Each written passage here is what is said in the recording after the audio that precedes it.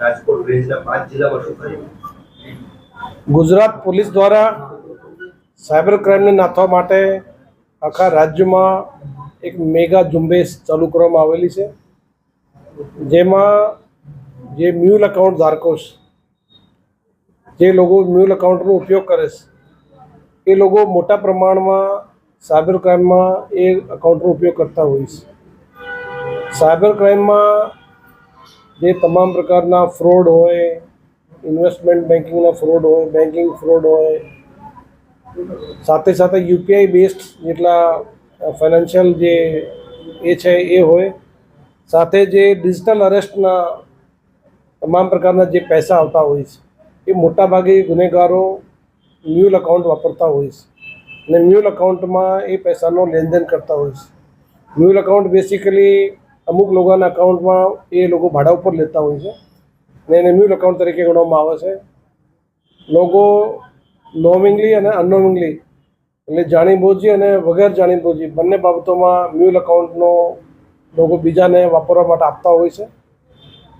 એ mule account cyber crime માટે ખૂબ જ મોટી ચેલેન્જ છે.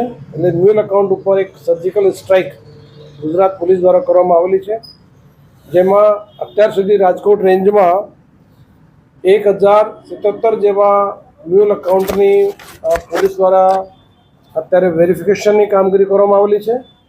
એ તમામ પૈકી 54 મ્યુલ એકાઉન્ટ ધારકો વિરુદ્ધમાં ફરિયાદ દાખલ કરવામાં આવેલી છે.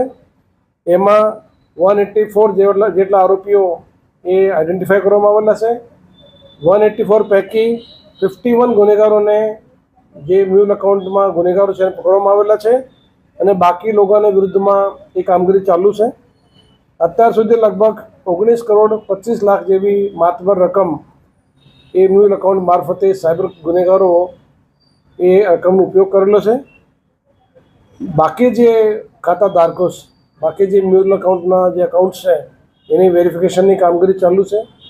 ગુજરાત પોલીસ દ્વારા તમામ મ્યુલ એકાઉન્ટ ધારકોના વિરુદ્ધમાં પોલીસ કડક પગલાં લેશે અને પબ્લિકને પણ અપીલ કરું છું કે કોઈ પણ પોતાના જે એકાઉન્ટ હોય, બેંકના જે એકાઉન્ટ હોય, એ કોઈ પણ વ્યક્તિને ભાડા ઉપર અથવા કોઈ પણ પ્રકારના યુઝ કરવા માટે એ કોઈ પણ સંજોગોમાં આપવું નહીં જોઈએ. પોલીસ તમામ પ્રકારના એકાઉન્ટ્સ એ વેરીફાઈ કરશે અને ગુનેગારોને અવકાશ નહીં મળે એના માટે દરેક વ્યક્તિની પણ જવાબદારી છે કે પોતાના એકાઉન્ટ એ સાચવે. કોઈ પણ વ્યક્તિને એવું લાગતું હોય કે એના એકાઉન્ટનો દુરુપયોગ થઈ ગયો છે તો પબ્લિક પાસે તાત્કાલિક કન્સર્ન બેંકને જાણ કરે, કન્સર્ન પોલીસ સ્ટેશનને જાણ કરે. પોલીસના એના વિરુદ્ધમાં કડકથી કડક પગલાં લેવામાં આવશે. સાયબર ક્રાઇમ નાથવા માટે ભારત સરકાર દ્વારા હેલ્પલાઇન 1930 પણ ખૂબ જ સારી ઇફેક્ટિવલી અત્યારે એની કામગીરી ચાલુ છે. લોકો પણ 1930 હેલ્પલાઇનનો વધુમાં વધુ ઉપયોગ કરે, જેથી આપણે બધા સાથે મળી અને એવા જે સાયબર ક્રાઇમના ગુનેગારો છે, જે સમાજ માટે મોટી ચેલેન્જ છે, એના વિરુદ્ધમાં કડક કામગીરી હાથ ધરી શકે અને પગલાં પણ લઈ શકે. ભવિષ્યમાં પણ એવા કોઈ પણ વ્યક્તિઓ હશે જે ગુનેગારો સાથે પોતાના એકાઉન્ટનો ઉપયોગ કરશે તો એના વિરુદ્ધમાં ગુજરાત પોલીસ દ્વારા કડકથી કડક કાર્યવાહી હાથ ધરવામાં આવશે.